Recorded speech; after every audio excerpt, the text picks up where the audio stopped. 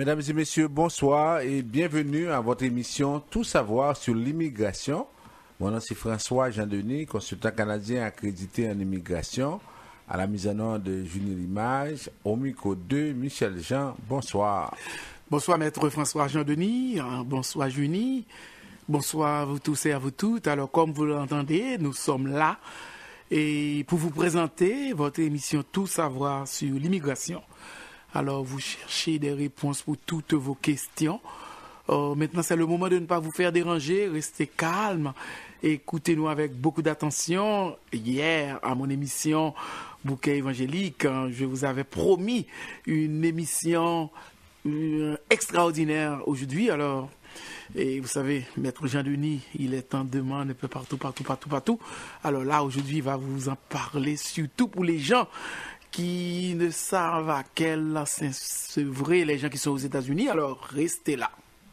Alors nous voulons saluer nos amis de peu partout qui nous écoutent. Ils sont très très nombreux à Montréal, à Ottawa, un peu partout au Canada, dans les provinces.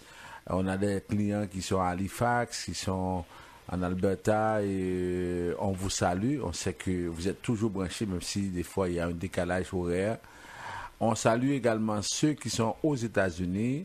Demain, on sera à New Jersey avec des gens qui vont nous écouter parce qu'il y a des questions et je vais vous parler également de ce que je constate cette semaine avec des gens qui arrivent, des gens qui sont interdits de territoire. Tout à l'heure, on va vous en parler. Alors, on salue également ceux qui sont à la frontière, à Tijuana. On a eu des appels cette semaine, des gens qui nous disent est-ce qu'on peut faire quelque chose, mais c'est sûr que pour faire quelque chose, il faut traverser, il faut aller aux États-Unis et des États-Unis, vous n'avez aucune garantie pour pouvoir rentrer au Canada.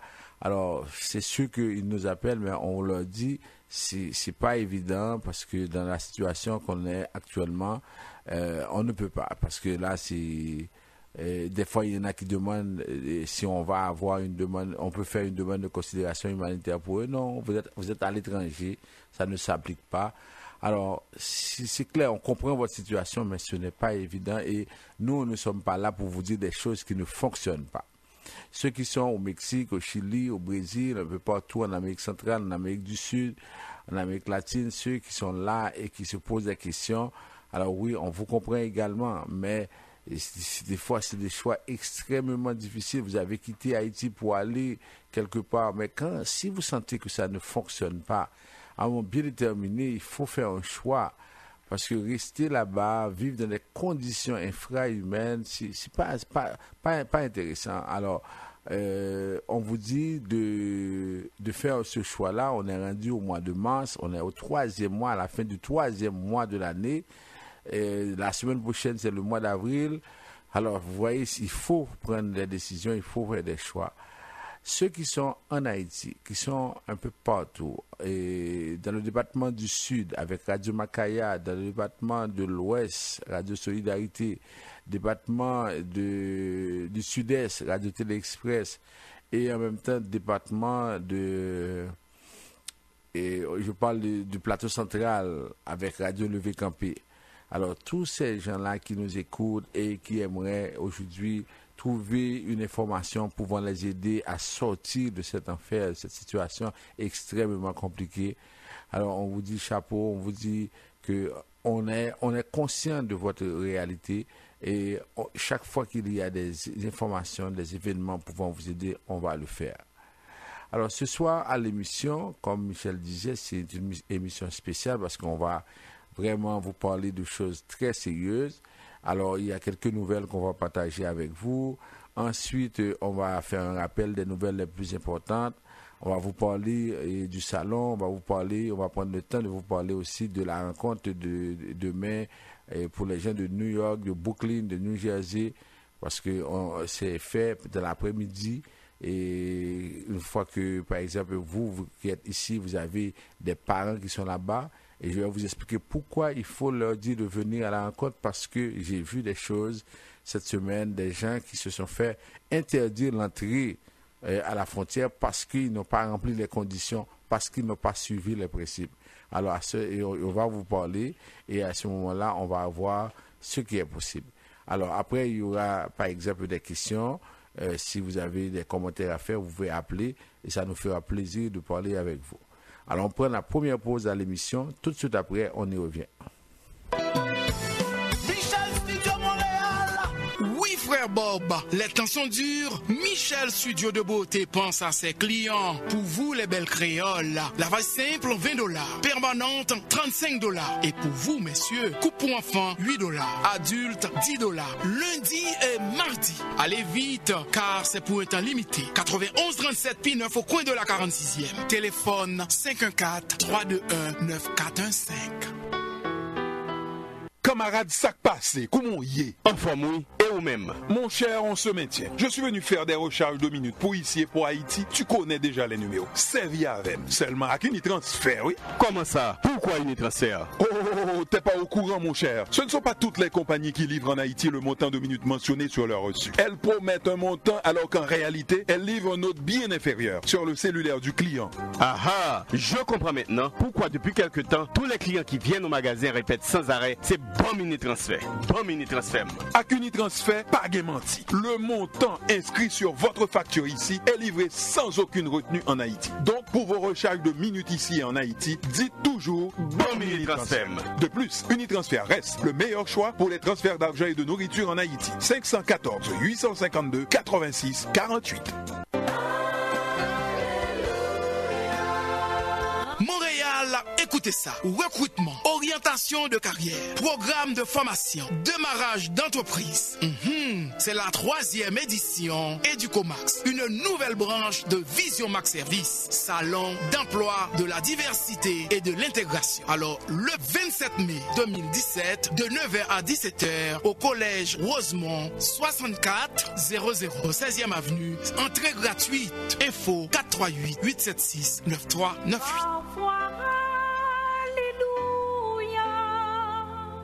Ou al fait affaire avec une compagnie de green gauche tête bobèche pour régler dossier immigration au Canada pour te faire économie bout de chandelle ou à venir plein on prend refus parce que dossier mal préparé, formulaire t'es mal rempli ou même qui te voulait ça me t'es parlé. Tu vois, pour le même genre de dossier, T. George WhatsApp, Fanny, Madame Joe Facebook et moi-même avions tous obtenu satisfaction pour avoir fait affaire avec Vision Max Service, cabinet spécialisé en immigration. Vous qui rêvez d'immigrer, d'étudier au Canada ou tout simplement de visiter le pays, Vision Max Service. Vous comptez demander un super visa, venir investir ou vous établir en tant que travailleur qualifié. Vision Max Service, un label de qualité. Vision Max Service, c'est le travail de professionnels qui étudie, traite, suivent votre dossier. Il vous conseille, vous encadre, vous accompagne dans toutes vos démarches pour des résultats 100% excellents. 273 Lalu, coin Ruelle Vaillant, Port-au-Prince, téléphone 48 20 78 18, 22 09 76 82.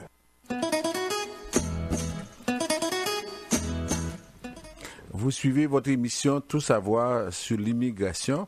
Alors, on salue les super branchés aussi, ceux qui nous ont déjà appelés. On a oublié de saluer Sonny Léveillé qui est à Port-au-Prince avec son équipe, qui nous dit qu'il est présent, qu'il est là. Alors, on va vous rappeler les numéros de téléphone pour Haïti. C'est le 48 20 78 18. 48 20 78 18. En même temps, il y a le 22 09 76 82. 22 09 76 82. En même temps, on a le numéro ici pour nous appeler au Canada, c'est le 438 876 9398. 438 876 93 98. Vous pouvez aussi nous envoyer des messages par WhatsApp sur le numéro 438 876 9398. Vous pouvez également aller sur le site de Vision Max Service, www.visionmaxservice.com.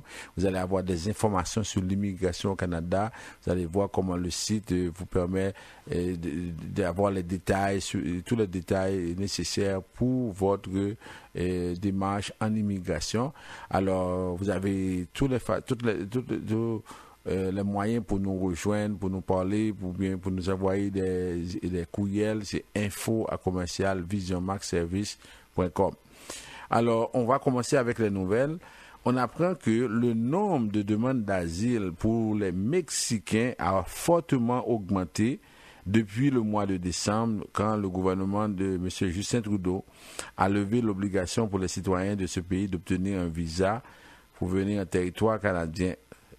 Le groupe de recherche et de discussion sur l'immigration et la sécurité, citant les chiffres obtenus de la Commission de l'immigration et du statut de réfugié, a signalé Au cours des derniers jours, qu'en janvier de cette année, 71 demandes de statut de réfugié ont été soumises par les ressortissants mexicains, alors qu'en janvier 2016, ce nombre était de 11. En février dernier, 85 demandes ont été faites comparativement à 4 en février 2016. En décembre 2016, le mois coïncidant avec la levée de l'obligation de visa pour les Mexicains, 72 demandes ont été enregistrées par les citoyens de ce pays. Selon la présidente de l'organisation Denote Initiative, Candice Malcolm, les demandeurs d'asile mexicains ne réussissent en général que dans une faible proportion à satisfaire aux normes canadiennes. Alors, on dit du 1er janvier au 8 mars 2017, l'Agence des services frontaliers a gardé en détention 444 citoyens mexicains, alors que pour toute l'année 2016, le nombre de détentions de Mexicains était de 410. Alors, pendant 2 mois, on a gardé en détention 444 citoyens mexicains, alors que pendant toute l'année 2016, c'était de 410. En 2015, il était de 351 et en 2014, 399 ressortissants mexicains étaient gardés en détention. Alors, le bon a également coïncidé avec la levée en décembre de cette obligation. Et bien, on sait qu'aux États-Unis également, tout ce combat que fait, par exemple, Donald Trump contre les Mexicains. Alors, on dit que jusqu'à présent, le Canada a émis 72 450 autorisations de voyage à des citoyens mexicains entre le 1er décembre et le 10 mars dernier. En janvier, 313 de ces voyageurs ont été refusés à la frontière, soit plus que durant tous les mois de janvier 2012 et plus que pour chacune des années 2012, 2013, etc.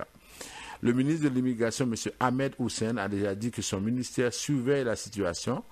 Une porte-parole du ministère a affirmé vendredi qu'il est prématuré de tirer des conclusions ou de conjecturer en ce moment sur d'éventuelles mesures. Okay? Mais on suit de très près, mais on constate que le nombre de demandes d'asile en provenance du Mexique a augmenté. On sait que Donald Trump ne veut pas entendre parler des Mexicains. Il a parlé du mur qui sera construit. Alors là, on comprend que les Mexicains qui n'ont pas besoin de visa pour venir au Canada, ils en profitent pour venir faire des demandes d'asile. On constate également qu'il y a une augmentation de migrants illégaux à la frontière. L'augmentation significative de traversées illégales à la frontière se confirme au Manitoba et au Québec selon des données qui sont rendues publiques. Mais le gouvernement fédéral refuse de publier les données historiques sur le phénomène. On ne veut pas dire, ou bien on ne sait pas combien de personnes sont entrées au Canada. C'est ça la question. On ne sait pas combien sont entrées. Parce qu'il y a tellement de possibilités pour les gens d'entrer qu'on ne sait pas exactement combien sont entrés. Ou bien le gouvernement ne veut pas donner le chiffre, ou bien ne veut pas donner l'impression qu'il n'est pas informé pour ne pas troubler les Canadiens qui peuvent penser à un problème de sécurité s'il y a autant de personnes qui rentrent sans pouvoir passer par la frontière, tout ça. Alors, c'est une situation qui est suivie de très près par le ministre de la Sécurité publique, M. Ralph Godel. Et jusqu'à présent, on dit que les gouvernements du Québec et du Manitoba font pression auprès du fédéral pour dire qu'il faut faire quelque chose parce que on n'arrive pas. Il faut donner de l'aide sociale aux demandeurs d'asile. Et pendant ce temps, le gouvernement fédéral ne dit rien. On ne sait pas exactement ce qui va se passer. Alors, au niveau du Québec, il y a eu 245, ça ce sont des chiffres officiels, il y a eu 245 personnes qui sont entrées en janvier 2017, il y a 432 qui sont entrées en février 2017, alors très bientôt on aura la liste pour le mois de mars. Et au Manitoba, il y a eu 19 en janvier, 142 en février, 161 au total, ok? Alors, Colombie-Britannique, on a eu 207 en janvier, 84 en février. Alors, c'est ça, ce sont les gens qui ont été interceptés par la GRC, mais cependant, on n'a pas, par exemple, le nombre total de personnes qui sont entrées parce qu'on perd le contrôle de ceux qui sont entrés de façon illégale. OK? Maintenant, autre nouvelle, on apprend que, par exemple, suivant aux États-Unis, avec le décret anti-immigration, même si on en parle très peu, Donald Trump a dit qu'il va en appel de la décision du juge d'Hawaï de suspendre son décret. Il avait demandé au juge de clarifier son ordre de suspension. Le juge fédéral américain a rejeté dimanche la demande de clarification du gouvernement américain au sujet de sa décision de suspendre temporairement le deuxième décret-loi anti-immigration du président Donald Trump. Le juge a dit que son ordre était très clair. Il a ajouté que le gouvernement ne pouvait pas demander une distinction entre certains articles du décret s'il ne l'a pas fait pendant les audiences, selon les documents de la Cour publiés sur Internet. Mercredi, M. Watson avait suspendu le décret-loi après que l'État d'Hawaï avait déposé une poursuite afin de contester la constitutionnalité du décret. L'interdiction d'entrée est basée sur des preuves significatives et irréfutables d'animosité religieuse. Alors, au fur et à mesure, on voit que ça pose problème et puis Donald Trump se trouve dans de beaux draps. Hier, on a vu ce qui s'est passé avec l'Obamacare. Alors, c'est parce qu'on a l'impression qu'il n'a pas de plan, il ne sait pas ce qu'il fait, ou bien ses idées sont arrêtées, alors il va d'échec en échec. Alors, on va voir s'il va continuer, parce qu'il a déjà plus de 2 mois au pouvoir. On va voir ce qui va se passer. On apprend également que Terre-Neuve et Labrador lancent une stratégie pour stimuler l'immigration. Le ministre de l'Éducation supérieure, de la formation et du travail de Terre-Neuve et Labrador, M. Gary Byrne, a dévoilé vendredi une nouvelle stratégie pour stimuler l'immigration dans la province. Alors, quelle est cette stratégie-là? Par exemple, on veut augmenter le nombre d'immigrants d'environ 50% durant les 5 prochaines années. Et le ministre dit qu'il s'agit du meilleur moment pour immigrer à Terre-Neuve et Labrador, et selon le ministre de l'Éducation supérieure. Les chiffres sont là pour prouver, selon lui. L'objectif est d'accueillir 1700 immigrants par année jusqu'en 2022, et malgré la récession économique et l'augmentation des taxes à l'échelle de la province. Il y a des postes de travailleurs qualifiés inoccupés même dans cette économie, dit le ministre. La province a effectivement remarqué une hausse de son immigration, mais le taux de rétention des immigrants en a pris un coup. Seulement 40% des immigrants sont demeurés à Terre-Neuve et Labrador 10 ans après leur arrivée, selon un rapport publié cette année par le Conseil économique des provinces de l'Atlantique.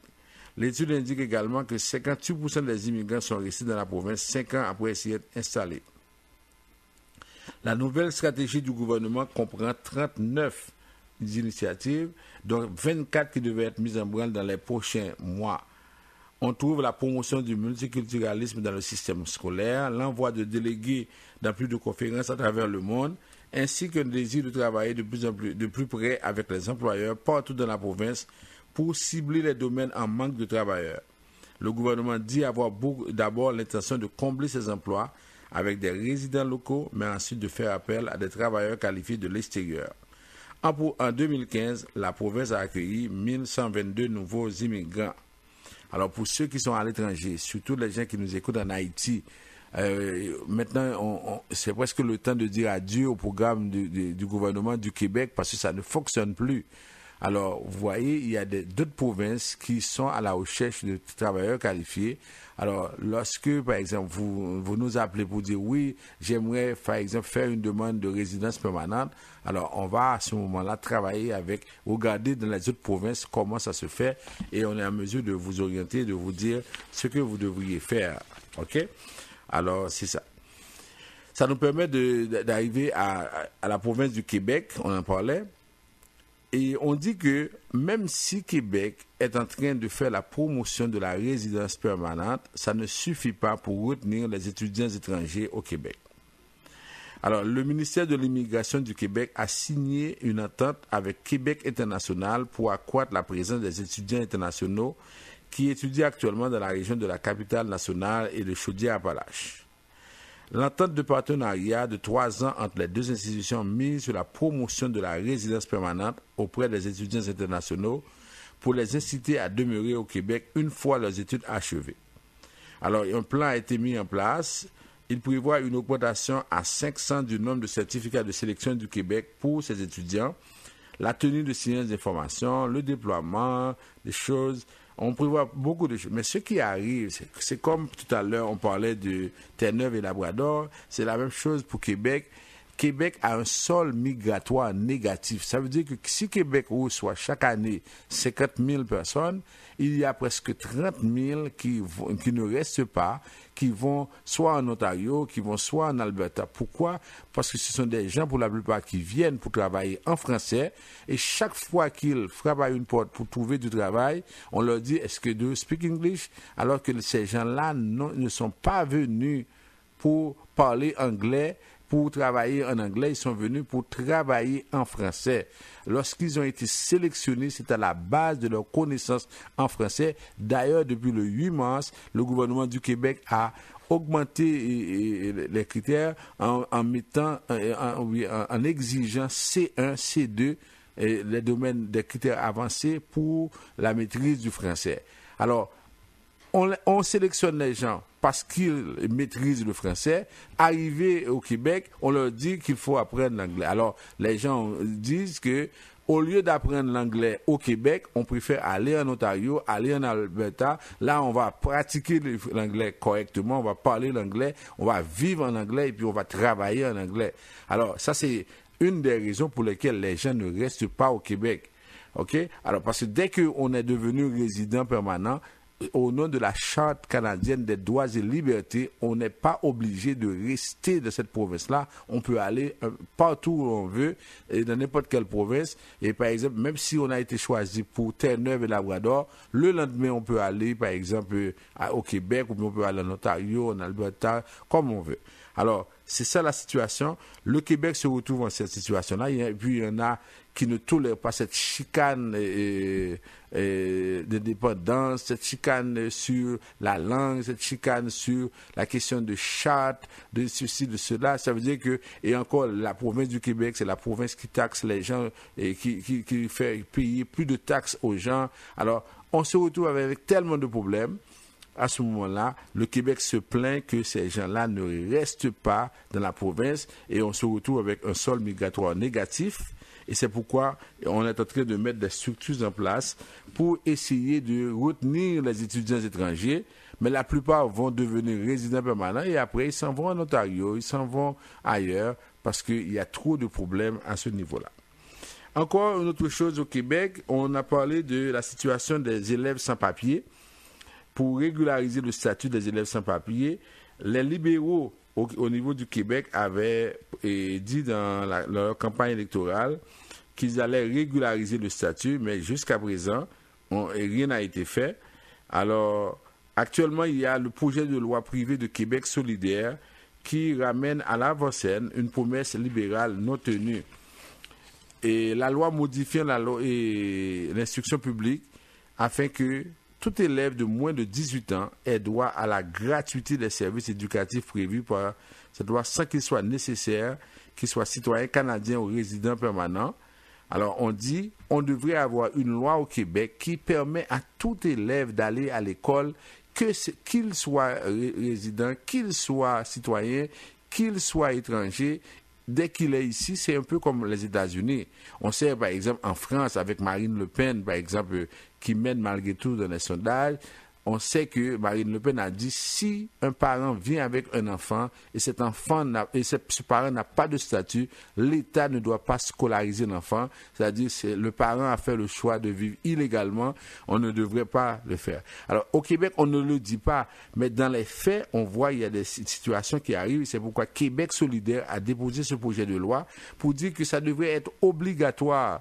En 2017, on ne peut pas accepter dans un grand pays comme le Canada que des enfants ne vont pas à l'école parce que leurs parents n'ont pas de statut. Ça, c'est immoral, c'est anormal, c'est vraiment, ça n'a pas de, on ne sait pas comment qualifier cette action-là. Un Québec qui prône, ou bien un Canada qui prône toutes ces valeurs à l'échelle mondiale, et des enfants au Canada ne vont pas à l'école parce que leurs parents n'ont pas de statut. Alors, on dit que le Québec et le Canada ont pris des engagements internationaux pour la protection des droits de la personne, tels que le Pacte national relatif aux droits économiques, sociaux et culturels, la Déclaration universelle des droits de l'homme, la Convention relative aux droits de l'enfant. Alors, cette situation ne peut pas durer. Le protecteur du citoyen avait même sommé le gouvernement québécois de mettre fin à cette situation en novembre 2014. Avant ça, c'était Éducation sans frontières qui en appelait à un changement législatif de la part du Québec.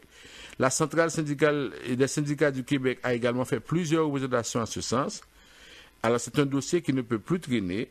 Alors, vous imaginez, depuis la campagne électorale, les libéraux ont promis de résoudre ce problème-là.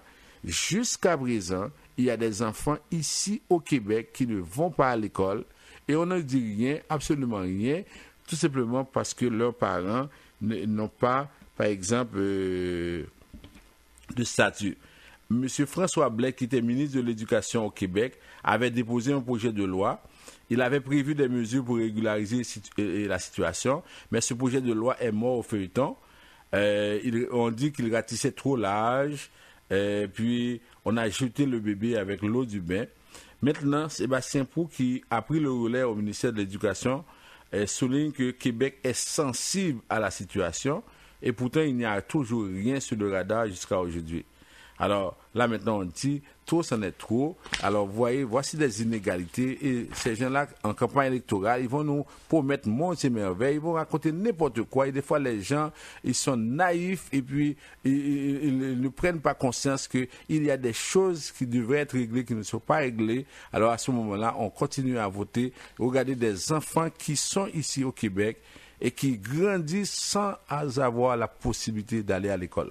On fait la première pause, on fait l'autre pause et puis on y revient tout de suite. Après. Ou elle fait affaire avec une compagnie de grande gauche tête bobèche pour régler le dossier immigration au Canada pour te faire économie bout de chandelle. Ou venir plein on prend refus parce que dossier mal préparé, formulaire t'es mal rempli. Ou même qui te voulait ça me t'es parlé. Tu vois, pour le même genre de dossier, T. George WhatsApp, Fanny, Madame Joe Facebook et moi-même avions tous obtenu satisfaction pour avoir fait affaire avec Vision Max Service, cabinet spécialisé en immigration. Vous qui rêvez d'immigrer, d'étudier au Canada ou tout simplement de visiter le pays, Vision Max Service. Vous comptez demander un super visa, venir investir ou vous établir en tant que travailleur qualifié.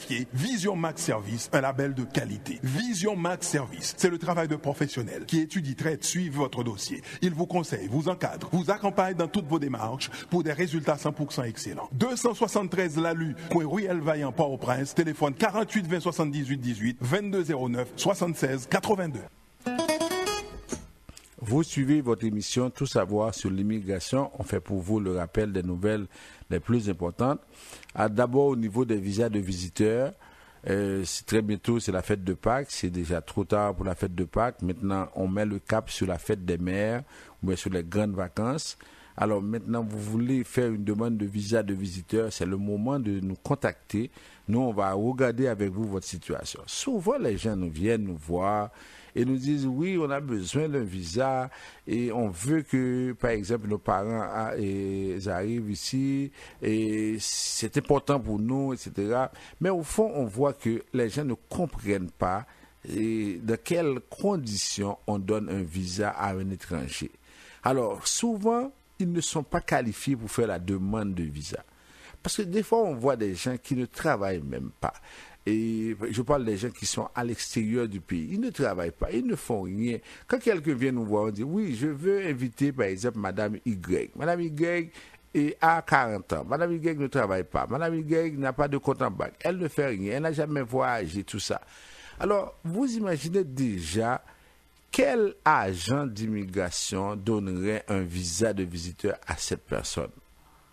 Alors, quand vous venez nous voir, premièrement, on vous dit, si vous faites la demande maintenant, vous allez perdre de l'argent, $280 que vous allez payer pour rien. OK? Parce qu'on ne vous rembourse pas cet argent-là. Deuxièmement, on voit avec vous, on vous dit, dans 1 an, dans 2 ans, voici ce que vous devriez faire, oui, voici ce que vous devriez recommander à Madame Y pour être en mesure de pouvoir présenter une demande dans 2 ans. Parce que vous n'êtes pas obligé de présenter la demande immédiatement. Parce que qu'est-ce que ça va vous donner si vous faites une demande aujourd'hui, on est 25 mars 2017, vous faites la demande, dans 6 semaines, on vous refuse. Où est-ce que vous êtes? Vous êtes toujours à la même place.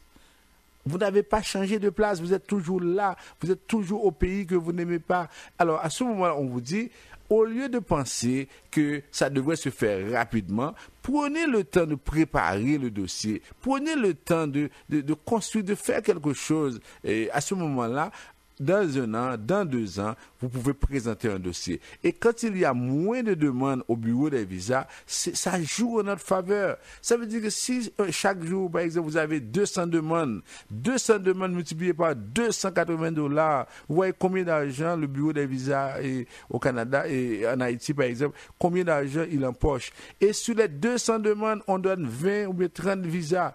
Alors que avant même de faire les demandes, c'était écrit dans le ciel que cette personne n'allait pas avoir le visa. C'est pas magique, c'est pas compliqué.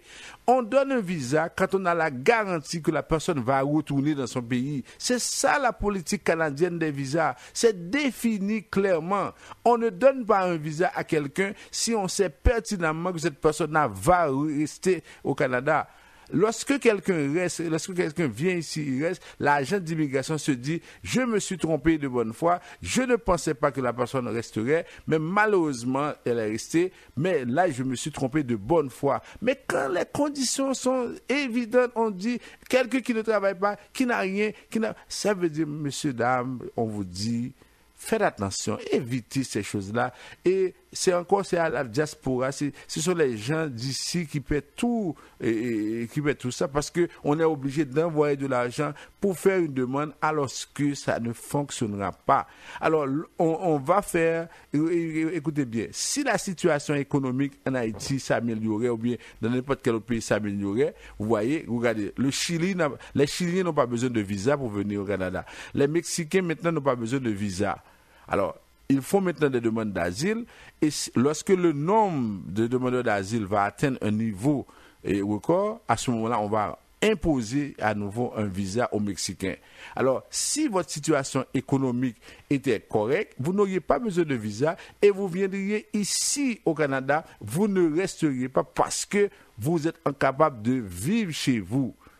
Alors, tout ce qu'on vous dit, lorsque vous avez l'intention d'inviter quelqu'un, vous passez nous voir et on vous explique comment procéder, si oui ou non les conditions sont réunies pour faire la demande. Parce que nous vous donnons l'heure juste. Nous ne sommes pas là pour vous inciter à faire des demandes, et même si on sait que ça ne réussira pas. Nous sommes là pour vous dire, oui, c'est possible, mais vous savez que la décision finale, c'est l'agent d'immigration qui la prend. Mais au moins, on vous dit, OK, les conditions ne sont pas réunies. Même un enfant de 5 ans peut voir que ces conditions-là ne sont pas réunies. C'est cette histoire de « m'bral pour une chance, nous pas jamais connaître, ça dit ça qui arrive. » Non, ça n'arrivera pas. Si ça pouvait arriver, aujourd'hui, là, on aurait des milliers de personnes ici au Canada, de tous les pays et de tous les continents.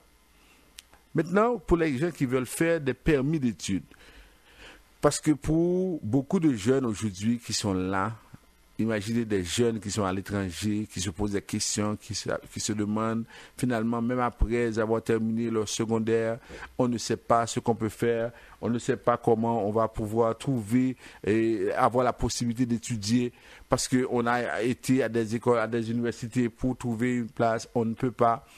Alors, vous avez des parents ici. Au lieu de demander à vos parents de vous envoyer de l'argent pour les cellulaires, pour les ceci, les cela, appelez vos parents et dites-leur, est-ce que vous êtes capable de m'aider à venir ici au Canada pour étudier? OK? Ou bien, pendant que vous êtes là-bas, des fois, par exemple, vous pouvez ne pas pouvoir venir immédiatement. OK? Alors, ce qu'on fait, surtout, on encourage les gens à faire des demandes après le secondaire. Parce que ça peut aussi arriver que vous faites des demandes au niveau du secondaire. La personne fait, par exemple, 9e année, 10e année, 11e année. C'est plus difficile. Mais si la personne, après le secondaire, fait sa demande, elle a plus de chances de réussir. Alors, nous, on analyse avec vous la situation. Vous qui êtes ici, qui devez payer les études, alors on veut voir, est-ce que vous êtes capable de payer? Parce que c'est ça la question. Est-ce que vous êtes capable de payer? Cette histoire de me faire sol, me balgon cob là, cap tomber, et puis depuis me jeune comme ça, m'a capé l'école, ça c'est bobine. Ça ne fonctionnera pas. Ça veut dire que c'est pas comme sol qui va payer l'école. Il faut avoir des moyens, il faut être en mesure, vous travaillez, ou bien vous avez des choses qui peuvent permettre à l'agent d'immigration d'évaluer votre capacité financière. C'est important de voir ça. Alors ça veut dire que vous, de votre côté, vous devez être conséquent avec vous-même. Vous devez savoir que oui, je vais aider à la personne de pouvoir étudier, mais pendant ce temps, j'ai les moyens de le faire. Et si vous n'avez pas les moyens, dites-le clairement à la personne. Pas grand monde qui est capable de forcer nous pour dire nous, à casser en banque pour nous aider. Non, vous n'êtes pas obligé, puisque si vous n'avez pas les moyens, vous dites, moi, pas capable. Ayez le courage de dire à l'autre, j'aimerais bien vous aider à venir au Canada pour étudier, mais je n'ai pas les moyens. On verra ça dans un an, dans 2 ans, dans 3 ans. Mais pas dire que oui, c'est là pour là, il faut venir dans 2 mois, dans 3 mois, alors que vous n'avez rien fait. Arrêtez de mentir aux gens. C'est ça la réalité, c'est ça la vérité. Quand vous arrêtez de faire ça, au moins, on va vous dire que vous êtes sérieux, vous êtes sérieuse, au moins vous dites la vérité. Arrêtez de dire aux autres que oui, c'est possible, alors que ce n'est pas possible. Maintenant, pour ceux qui vont voyager pour la période de la fête de Pâques, alors on vous dit, faites attention parce que si votre carte a expiré, alors vous ne pouvez pas retourner parce que vous devez faire des titres de voyage et ça va prendre du temps. Alors, vérifiez la date d'expiration de votre carte avant même de voyager parce que ça va vous aider. Ensuite, pour ceux qui sont ici, qui sont en visite, qui ont un visa de visiteur, qui se posent des questions, et aujourd'hui, les gens vous racontent toutes sortes de choses, les parents, les amis, les voisins, et pas que j'aime ouais, une communauté que le monde baille conseil comme ça. Nous avons des connaisseurs à gauche, à droite, dans tout domaine. Tout le monde a parlé. Un conseil, c'est la chose la plus gratuite au monde. Mais faites attention à ces conseils-là, parce que ça calague dans le trou. Quand quelqu'un vous dit, oui, c'est possible, vous pouvez faire ceci, vous pouvez faire cela, prenez un autre conseil, prenez un autre son de cloche. Je dis que cloche a 2 sons, ça veut dire que celui-là vous a donné un son. Allez prendre un autre son. Allez entendre quelque chose de différent. Parce que la personne qui vous parle, est-ce qu'elle sait de quoi elle vous parle? Si c'est où la gueule qu'on quitte ou n'importe qui bagaille qu'on prend. Moi, j'ai vu, et c'est vrai, j'ai vu quelqu'un qui m'a dit, il est arrivé chez un parent. Le parent, il voulait faire une demande d'asile. Le parent lui a dit, il faut attendre. Vous n'avez pas besoin de précipiter les choses. Moi, je suis Canadien. Dans 3 mois, je vais avec vous au bureau de CIC à Saint-Antoine. Je vais seulement me présenter et je vais dire, c'est Monsieur X. Et puis, immédiatement, on vous donne la résidence. En 2017. Alors, c'est à vous de savoir, est-ce que vous prenez les conseils? Est-ce que vous suivez ce qu'on vous dit? Alors, c'est à vous de savoir. Et maintenant, pour les demandes d'asile, la seule chose, c'est que si vous n'êtes pas capable de présenter un dossier correctement, ne faites pas de demande d'asile parce que vous allez perdre votre visa et vous allez être de beaux draps par la suite. Pour les demandes de parrainage, pour ceux qui veulent voyager pour se marier ou bien qui ont l'intention de déposer une demande d'asile, alors, et demande de parrainage, parrainage de conjoint. Alors, vous faites attention parce que vous avez le fardeau de prouver que la relation est vraie, elle est authentique. Alors, ça veut dire quoi? Ça veut dire que c'est à vous de prouver qu'effectivement, celui-ci, c'est mon mari, celle-là, est ma femme. Et ça ne peut pas se faire avec seulement des formulaires. Alors, souvent, on voit les gens qui viennent nous voir quand la demande est refusée. Et puis, on n'a pas fait miracle. Nous-mêmes, nous pas fait miracle. Alors, ce qu'on vous dit avant, c'est-à-dire c'est la première fois qui compte, avant même de vous présenter au bureau, ou avant même de soumettre votre demande, assurez-vous qu'elle remplit toutes les conditions et à ce moment-là, on va vous aider correctement. Mais si c'est refusons un appel, et puis appel pas là pour tout le monde, c'est que de vous paraître, il y a pas accepté. Non. Quand vous allez en appel, c'est 50-50. Alors, faites attention. Et pour terminer, pour travailleurs qualifiés, pour le programme de Québec, on sait que c'est difficile avec Québec. Et au mois d'avril, on va demander de soumettre des demandes, mais on sait qu'il y a beaucoup de profils. Mais cependant, pour vous autres qui êtes à l'étranger, si vous voulez aller dans d'autres provinces, on peut vous aider. Vous voyez, Terre-Neuve et Labrador a un programme et on veut doubler et on veut augmenter de 50% le nombre d'immigrants. Ça peut se faire. Alors, on prend la pause maintenant. Après, on va revenir. On a, et pour les gens qui sont aux États-Unis, on va en parler. On va en parler aussi du salon de l'emploi. On va parler également, on a l'émission chaque mercredi sur le salon d'emploi. Alors, on prend la pause maintenant.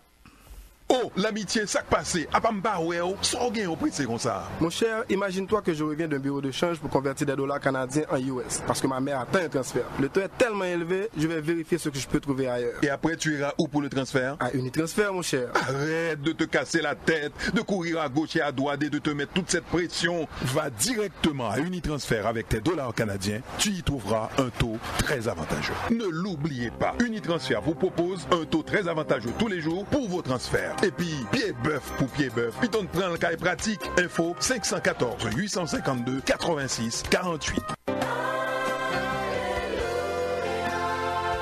Montréal, écoutez ça. Recrutement, orientation de carrière, programme de formation, démarrage d'entreprise.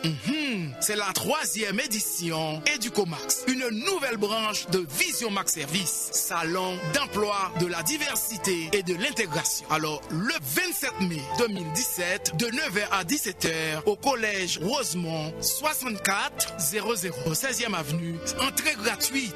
Info 438 876 9398.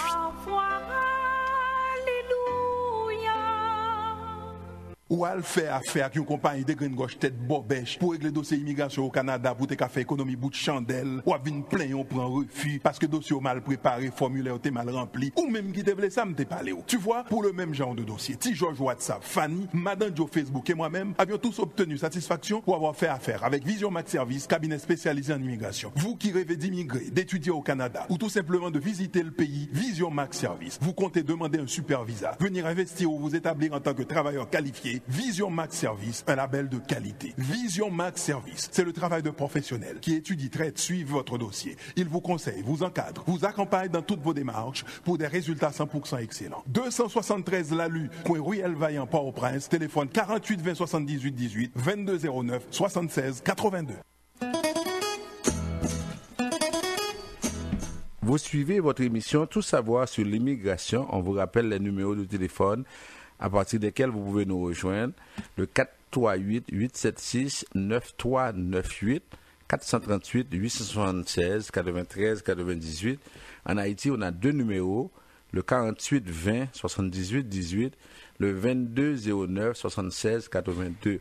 Pour ceux qui nous écoutent en Haïti, quand vous avez des questions, quand vous voulez nous parler, appelez d'abord à l'un de ces numéros. Souvent, on est, par exemple, à l'audience, par exemple, quand vous nous appelez pendant la journée, on ne peut pas répondre parce que si on accompagne quelqu'un à l'audience, on ne peut pas répondre. Ou bien, on est en contact avec, par exemple, des gens qui sont ici. Ou bien, on est en contact, on fait le suivi avec les gens de l'immigration. Alors, c'est sûr qu'on ne peut pas répondre aux appels si vous nous commencez à nous appeler des cailles, de Inch ou bien de n'importe où. On a des gens des États-Unis qui appellent, on a des gens de Tijuana qui appellent, on a des gens de partout qui appellent pour avoir des informations. C'est des informations qu'ils veulent avoir. Oui, on entend parler de Vision Max Service qui donne leur juste. Oui. Alors, ce qu'on vous dit, vous qui êtes en Haïti, vous êtes chanceux, vous avez le bureau à la Lue qui prend les appels. Vous avez 2 numéros pour appeler. Et une fois que vous appelez le bureau, là, on peut prendre un rendez-vous téléphonique avec nous et ça va être plus facile pour vous. OK? Et encore là, même si vous envoyez des messages WhatsApp, on va vous dire de contacter le bureau, et, par exemple, à Port-au-Prince. Maintenant, pour ceux qui sont aux États-Unis, on va parler des gens qui sont aux États-Unis. C'est sûr que depuis l'arrivée de Donald Trump, c'est la panique. Les gens veulent venir parce que on a peur. Alors d'abord, pour ceux qui ont le programme de TPS, par exemple, même si vous venez actuellement au Canada, vous ne pouvez pas faire de demande d'asile parce que vous avez déjà une protection aux États-Unis. OK? Pour ceux qui sont résidents permanents aux États-Unis, vous ne pouvez pas faire une demande. Quand je dis vous ne pouvez pas faire, légalement vous pouvez procéder, mais on va vous refuser. Pour ceux qui sont citoyens américains et qui voudraient faire une demande au Canada, ce n'est pas la demande d'asile que vous devez faire. On a vu à l'époque où George Bush était président, des soldats américains sont venus au Canada pour faire des demandes d'asile parce qu'ils ne voulaient pas aller en Irak. Toutes ces demandes ont été refusées parce que on ne peut pas présenter des preuves contre les États-Unis. Alors, oui, vous êtes paniqué, mais cependant, sachez que si vous êtes citoyen américain, si vous êtes résident américain, vous ne pouvez pas faire des demandes d'asile. Il y a d'autres programmes qui sont peut-être appropriés pour vous, mais il faut nous appeler pour avoir les détails. Maintenant, ceux qui sont aux États-Unis, qui ont le programme de TPS qui va terminer en juillet, alors il faut attendre parce que quand vous faites la demande maintenant, on va vous dire à la commission, madame, monsieur, vous bénéficiez déjà d'une protection aux États-Unis. Alors pourquoi vous craignez de retourner dans votre pays d'origine alors que vous avez déjà une protection? Nous, on vous donne juste on vous dit la vérité. On ne vous fait pas entrer avec un programme de TPS pour venir faire une demande d'asile ici au Canada. Cette demande sera refusée. Et si on sait qu'elle sera refusée, on n'a aucun intérêt à vous dire de venir au Canada pour faire cette demande-là. Maintenant, pour ceux qui sont des illégaux, comme on appelle les illégaux, des gens qui sont entrés illégalement en provenance du Brésil, du Mexique, ou bien qui sont aux États-Unis, qui avaient un visa de visiteur, mais finalement leur permis de séjour a expiré, ces gens-là qui sont ici au Canada et aux États-Unis, alors qui veulent venir. Et c'est pourquoi demain on se déplace, on va à New Jersey. Il y a par exemple, c'est un programme spécial, Valérie Numa va présenter son film sur le Brésil à partir de 6h, nous on est à partir de 5h. Ça veut dire que c'est un programme qui est là. Maître Emmanuel Kofi, qui a son cabinet à New Jersey, sera là également. On va vous donner des détails, c'est-à-dire ce qu'on doit faire. Vous êtes là-bas aux États-Unis, vous avez des questions sur l'immigration américaine, Maître Kofi va vous répondre parce que moi je ne connais rien de l'immigration américaine, je ne peux pas vous répondre à ce niveau-là. Mais du côté canadien, je serai là pour répondre à des questions. Alors vous avez des parents, vous avez des amis qui sont là-bas, alors on va vous donner l'adresse, je pense que Michel est plus fort dans ça que moi, pour l'adresse. Alors on va vous donner l'adresse pour aller là, et puis on va vous donner le numéro de téléphone. Vous allez appeler si jamais vos amis ne peuvent pas s'y rendre. Alors je pense que c'est 494 Hillside Avenue à New Jersey. Et puis là, vous appelez au numéro de téléphone 908 et 834 78 91. Tout à l'heure, Michel va vous prendre l'adresse et le téléphone. Et c'est ce qu'on veut faire. Parce que on a constaté cette semaine, il y en a qui sont venus qui voulaient passer par la frontière alors qu'ils n'avaient pas de parents au Canada. On les a interdits pendant 1 an. Pendant 1 an, ils ne peuvent pas mettre les pieds, ou bien s'ils viennent au Canada, ils vont être déportés à n'importe quel moment parce qu'ils n'ont pas suivi les conseils.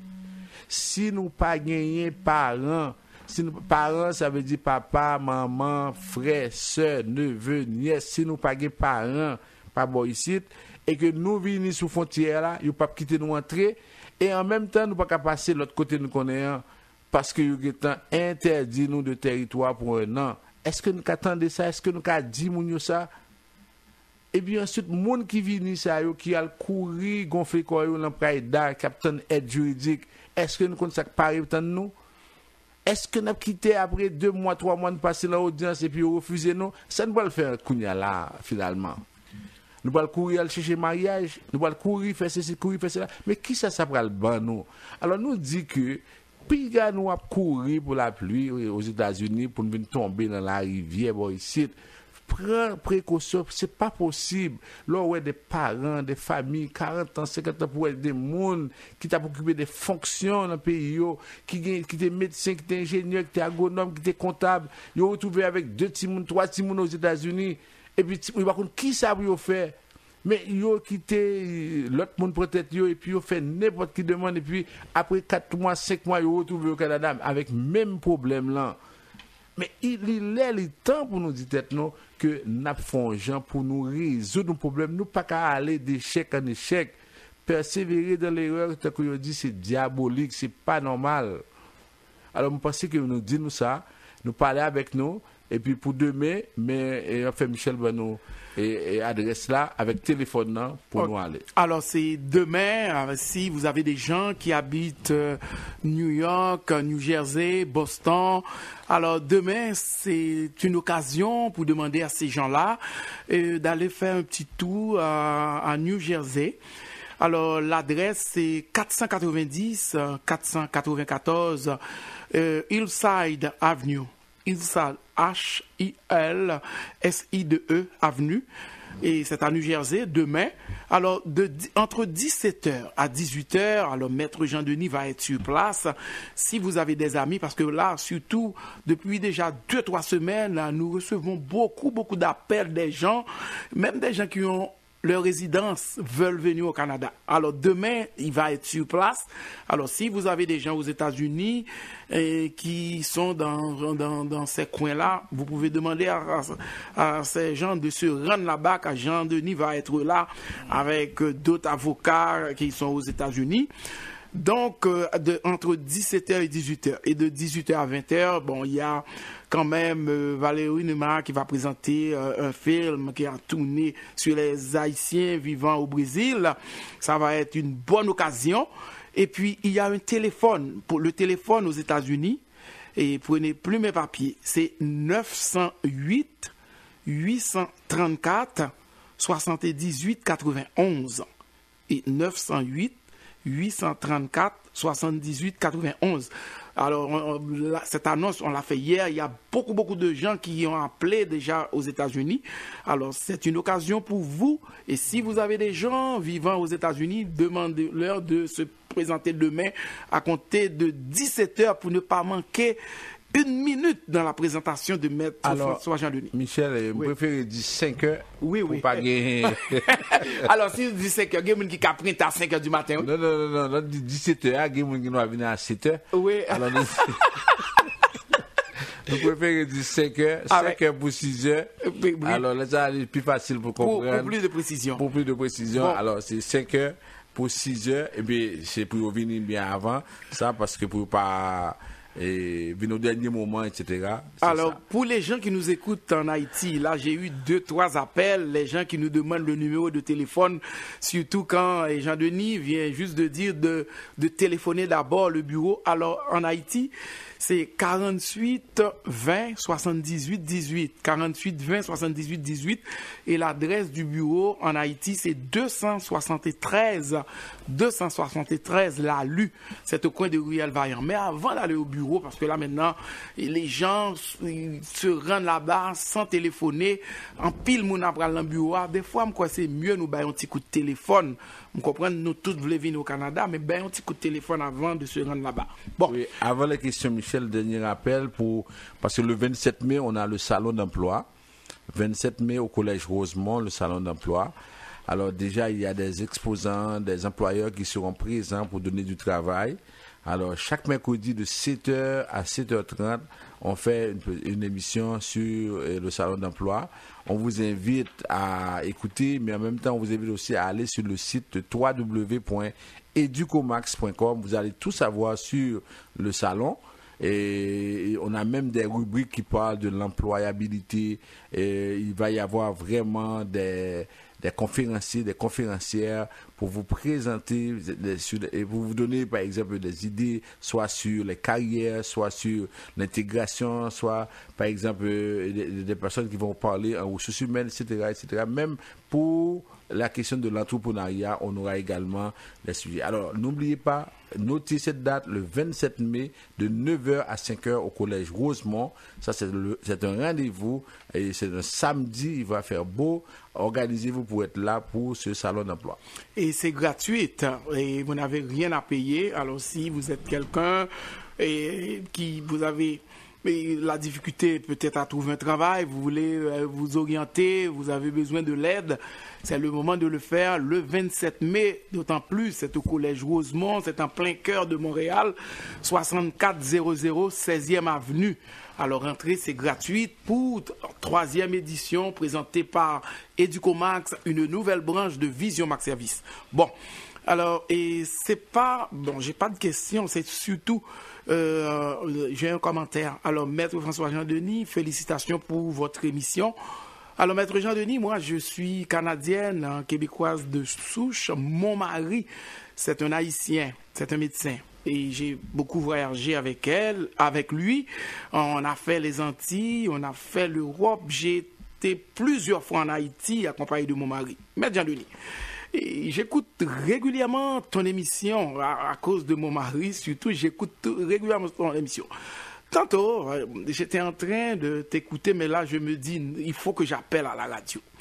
Et c'est quoi? Donc, tantôt, tu as parlé des gens qu'on accepte d'entrer au pays sans le visa, des gens qui viennent et qui retournent. Mais Maître Jean-Denis, en qualité de Québécoise de souche, la situation des Haïtiens ne sont pas pareilles, même les gens qui vivent aux Antilles, parce que moi, j'ai voyagé beaucoup avec mon mari, et parmi les pays que j'ai visités, moi, je trouve que la situation des Haïtiens est plus catastrophique que ces gens. Alors, je ne sais pas qu'est-ce que tu en penses. C'est vrai que quand des gens, on laisse à quelqu'un d'Haïti prendre l'avion, vraiment, la misère est tellement dure là-bas. Et je trouve, même si moi j'étais à leur place, peut-être que je n'aurais même pas retourné. Qu'est-ce que tu en penses? Non, même à l'audience, parfois les commissaires disent aux gens que si moi j'étais à votre place, moi je ne retournerais pas non plus. Là. Ça c'est une Québécoise qui vient de parler. Oui, c'est ça, on est d'accord, mais moi je parle des critères canadiens, de la politique canadienne des visas. Je ne fais que reprendre ce que les Canadiens, ce que le gouvernement prévoit pour donner un visa à quelqu'un. Alors, je comprends cette dame-là, et puis ce qu'elle peut faire, elle peut aussi parler à son député ou bien essayer de faire du lobbying pour permettre, par exemple, au gouvernement de donner plus de visas. Mais un fait est certain, c'est que le gouvernement sait que la situation est difficile, le gouvernement sait que les gens ne vont pas retourner, et en conséquence, il ne donne pas. Moi, ce que je viens de dire à la madame, à cette dame, j'ai discuté longtemps avec elle au téléphone, en dehors des ondes, je lui ai dit, Maître Jean-Denis a toutes les raisons du monde que ces gens-là, qu'on laisserait rentrer ces gens, parce qu'il aurait fait beaucoup d'argent avec ces gens-là, étant illégal, mais il dit la vérité, au lieu de laisser les gens, puis qui vont venir, et puis qui je ne laisse pas les gens, je n'ai pas l'autorité, le pouvoir de laisser les gens entrer ou pas, sauf que je dis aux gens, j'ai pris l'exemple de Madame Y, qui a 40 ans, qui n'a rien, qui n'a pas d'emploi, qui n'a pas de bien, qui n'a rien du tout. Une personne comme ça qui fait une demande au bureau des visas, c'est sûr qu'on va la refuser. Alors, je dis comment est la réalité, je ne fais que reprendre. Alors, il y en a qui vont me dire, laissez la dame prendre sa chance. Mais elle prend sa chance, elle perd également $280. Ça veut dire que si on pouvait prendre sa chance gratuitement, pas de problème. Mais en prenant sa chance, on perd $280 et on n'a pas le visa. Moi, je n'ai jamais vu quelqu'un qui a eu un visa. Je n'ai jamais vu ça et puis je ne suis jamais étonné de quelqu'un qui a un visa. La plupart des gens qui ont eu un visa, tout est justifié.